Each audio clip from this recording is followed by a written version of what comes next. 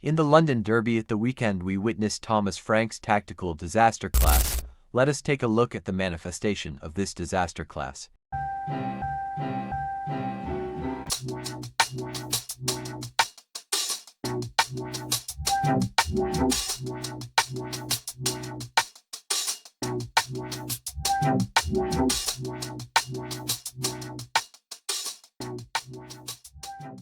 Arsenal being the red, Tottenham being the white. Arsenal approached the game in a 4-3-1 formation, and early on we would see Arsenal dominate the game. In all metrics we would see Arsenal come out on top. This was aided by the fact that Spurs would drop deep and allow Arsenal time and space on the ball.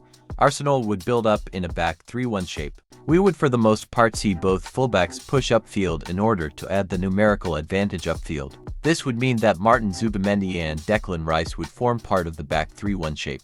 Arsenal early on would be able to apply really good counter-pressing measures, especially in the midfield third. We would then see Arsenal move the ball out wide. The reason for this would be that Spurs would push up both their wing-backs whenever they found an opportunity.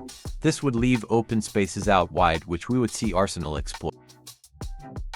Spurs played with a back three, and this would mean that the defensive line from Spurs would have to shuffle across in order to cover the space out wide. This would mean that there would be space in between Tottenham's defensive shape.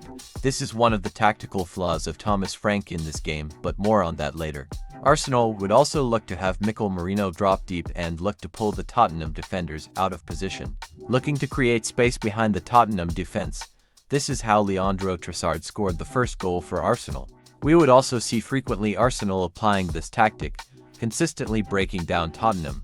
Tottenham's approach to the game, however, was the initiator to Arsenal's dominion in this London derby. Let's us take a look. Tottenham approached the game in a 3-4-3 formation.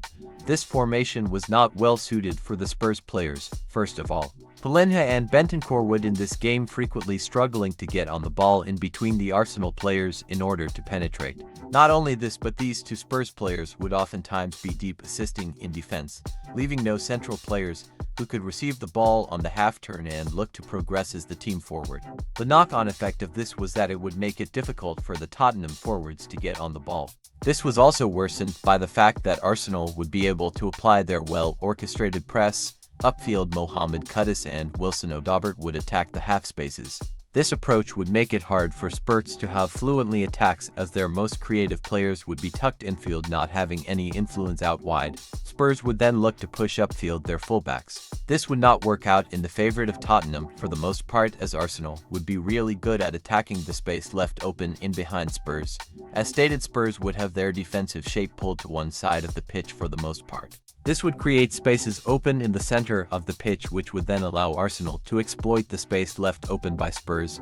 This is how Abarechias would find the space in which he scored his goals from. Even on the transition, we would for the most part see Tottenham struggling to cover the spaces left open, having little to no progressive prowess in the center of the pitch and their defensive endeavor. Spurs needed to make changes, and they did.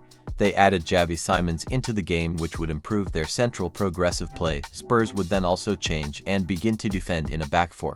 We would see Spurs improve their attacking quality, as they had some of the elements they lacked in the first half.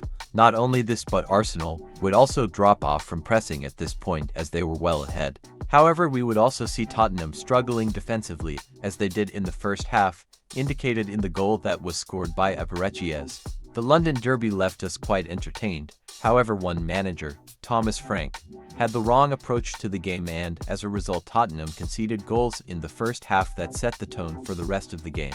Arsenal, on the other hand, were excellent in this game. The only reason why they conceded was a mistake by Zubimendi. Final score: Arsenal 4, Tottenham 1.